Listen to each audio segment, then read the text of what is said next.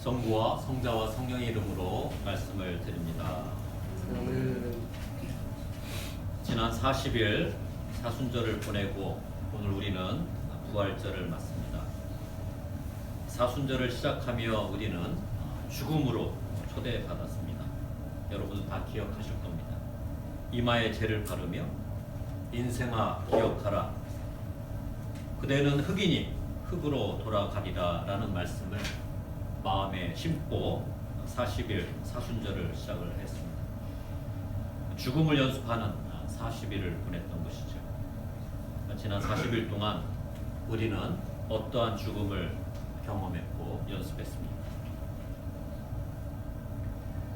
오늘 우리는 주님의 부활을 기억하고 기뻐하기 위해 이렇게 또한 모였습니다. 주님은 분명 죽으셨지요. 당시 세상 사람들은 주님의 길을 원치 않았습니다. 주님의 길을 가야 진리의 길, 영원한 삶을 산다는 것을 사람들은 알았지만 당시 사람들은 그 길을 원치 않았습니다. 살던 대로 살고자 했을 뿐이겠지요. 예수 그리스도를 살리지 않고 그들은 죄수 바라바를 살려달라 외쳤습니다. 이것이 그 당시 세상이 돌아가던 방식이었습니다. 늘 주님의 길은 외면받고 무시당했습니다. 그런데 어떻습니까? 주님의 길은 결코 멈추거나 사라지지 않았습니다. 주님은 약속하신 대로 죽은 지 사흘 만에 부활하셨습니다. 그 부활 사건으로 말미암아 주님의 길은 지속되었고 오늘까지 이어집니다.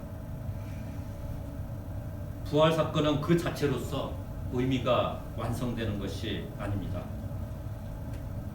부활 사건이 완성이 되려면 몇 가지 요건들이 갖춰져야 합니다. 그 첫 번째는 부활 사건을 증언하는 존재가 있어야 합니다. 예수님의 부활을 목격한 존재들이 있고 그 존재들의 증언이 있어야 부활 사건은 완성돼 나가는 것입니다. 오늘 성경 말씀을 보니까 부활의 증인들이 등장을 합니다. 세 인물이 등장을 하는데 첫 번째 인물은 베드로입니다. 오늘 사도행전 메리가 아주 또박또박 잘 읽어줬습니다. 사도행전의 말씀을 보면 베드로도 역시 부활의 증인으로 나서고 있습니다. 39절 이하 말씀을 보면 이렇게 기록을 하고 있습니다. 우리는 예수께서 유다 지방과 예루살렘에서 행하신 모든 일을 목격한 사람입니다. 사람들이 그분을 십자가에 달아 죽였지만 하느님께서는 그분을 사흘 만에 다시 살리시고 우리에게 나타나게 하셨습니다. 그분은 모든 사람에게 나타나신 것이 아니라 하느님께서 증인으로 미리 택하신 우리에게 나타나셨습니다. 라고 이렇게 고백을 하고 있습니다. 부활하신 예수님은 베드로를 비롯해서 12 제자에게 나타나서 너희들이 부활의 증인이 되라 이렇게 초대를 하셨던 것이죠. 다음으로 오늘 서신 고린도 1서의 말씀을 보면 또 부활의 증인이 나타납니다. 바오로 성인입니다. 8절 이하의 말씀은 또 이렇게 기록을 하고 있습니다. 마지막으로 팔싹동이 같은 나에게도 나타나셨습니다. 나는 사도들 중에 가장 보잘것없는 사람이요 하느님의 교회까지 박해한 사람이니 실상 사도라고 불릴 자격도 없습니다. 그러나 오늘의 내가 된 것은 하느님의 은총의 덕입니다. 하느님께서 나에게 주신 은총은 헛되지 않았습니다. 그래서 과연 나는 어느 사도보다 더 열심히 일했습니다.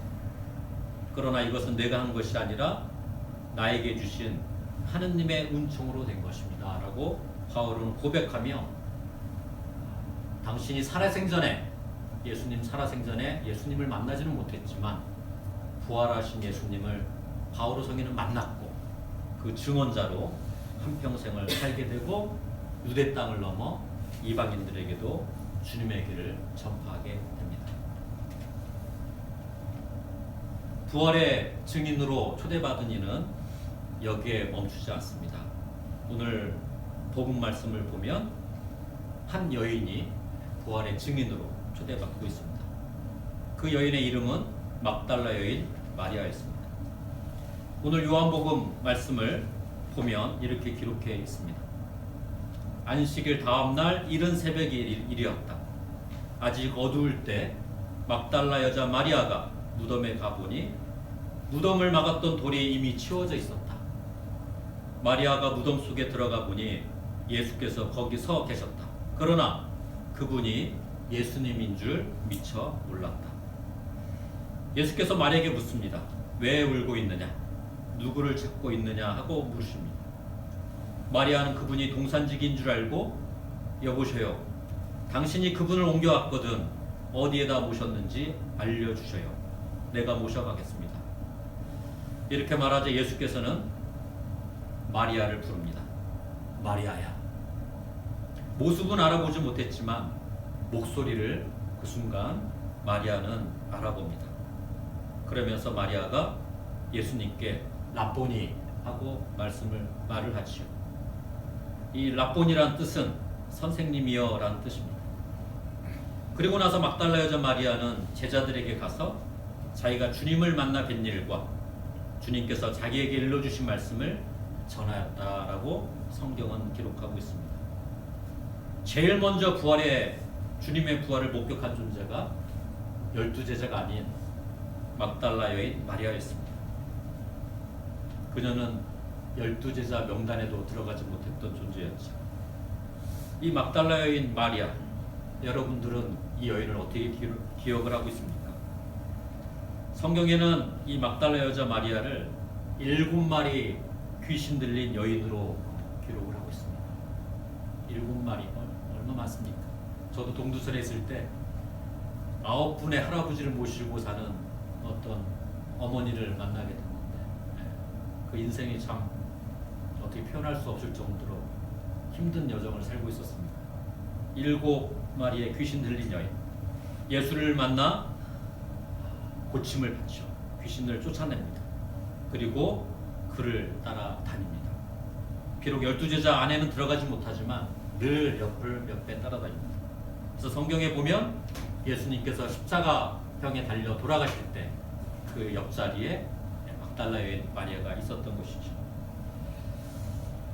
그리고 부활한 예수님을 제일 먼저 목격한 존재가 이 막달라 여인 마리아였습니다. 마태복음서를 비롯해서 다른 기록에 따르면 이 부활 소식을 제일 먼저 전한 사람이 막달라 여인 마리아였고, 그래서 초기 교회에서는 이 막달라 여인 마리아를 사도들 중에 사도요, 으뜸 사도라고 고백을 했던 겁니다. 물론 이거는 공식 문서에 나와 있지는 않습니다. 부활 사건에 증인들이 있었기 때문에 부활 사건은 완성해 나가는 겁니다.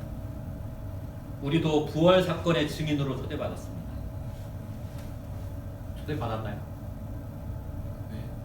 지난 40일 사순절기를 보내면서 우리는 이상한 짓을 했습니다. 성경을 필사하고 문도한 존대를 필사하고 길을 위를 걷고 금식을 하고 기도 생활에 전념하고. 왜 이런 짓을 합니까? 세상 사람들은 이렇게 하지 않습니다. 이상한 짓으로 보이겠죠. 이렇게 하는 이유는 우리가 부활 사건의 증인으로 살고자 하기 때문에 그렇습니다. 적어도 우리가 부활 사건을 기억하고 그것을 몸으로 표현하고 다음 세대에 전달하는 한 부활 사건은 잊혀지지 않을 것이고 부활 사건은 멈추지 않을 것입니다. 부활의 의미는 단지 죽은 존재가 다시 살아났다는 데 머물지 않습니다. 부활하신 그리스도께서 살아나셔서 우리와 함께 지금도 함께 한다라는 의미를 담는 의미가 부활의 의미입니다. 그렇기 때문에 오늘도 우리 함께 계신 주님께서 당신이 친히 부활을 보여주셨듯이 우리도 부활의 삶을 살도록 초대하고 있는 것이죠. 지난 2000년 동안 교회가 지속될 수 있었던 것은 이 부활의 증언자들만 있었기 때문에 그렇게 된 게 아니라 아울러 부활의 삶을 살았던 존재들이 있었기 때문에 교회가 지금까지 유지돼 왔었던 거라 저는 믿습니다. 부활의 삶을 산다는 것은 죽음을 두려워하지 않고 매일매일 매 순간순간 죽음의 순간을 살아가는 삶을 말합니다. 이 순간이 마지막 순간이야 라는 믿음으로 그 순간을 살아가는 것이 부활의 삶이라 저는 믿습니다. 여러분도 많이 들어 알 것입니다. 누가 이렇게 설문조사를 했다는 거죠. 죽음에 임박해 있는 사람들을 대상으로 뭐가 이렇게 제일 후회스럽냐 이렇게 물었다고 하죠. 근데 가장 많은 사람의 수가 내가 조금 좀 더 건강했을 때, 지금 이 순간이 아니었을 때 좀 더 많이 사랑할 것, 나와 연을 맺은 존재들, 내가 눈으로 본 존재들, 내가 피부로 접촉한 존재들 조금 더 사랑할 걸 왜 못했을까? 이 후회가 가장 컸다라는 것을 여러분들도 수차례 들었을 겁니다. 매 순간 깊이 사랑하는 삶이 부활의 삶이 됩니다. 용서하지 못한 존재를 매 순간 용서하려고 마음 쓰는 삶이 부활의 삶이 됩니다. 인간의 마음으로 용서한다는 게 쉽지 않죠. 그러나 마음을 애쓰는 걸 할 수 있는 겁니다. 분열된 마음을 하나로 잇는 일에 매 순간 정성을 쏟는 게 부활의 삶이 될 것입니다. 욕망이 충족되지 못해 분노하는 마음을 위로하고 달래는 일에 매 순간 매진하는 그러한 모습이 또한 부활의 삶이 될 것입니다. 내가 먼저 더 사랑하게 하소서 이렇게 기도하며 하루하루 살아가는 것이 부활의 삶이 될 것입니다. 이렇게 우리가 부활의 삶을 살아갈 때 부활의 사건은 비로소 완성되는 것입니다. 이것이 부활신앙입니다. 2024년 부활절을 맞아 부활의 삶을 살아가는 우리가 되길 이 시간 간절히 소망합니다. 성부와 성자와 성령의 이름으로 말씀을 드렸습니다. 오늘의 말씀을 기억하며 잠시 침묵하겠습니다.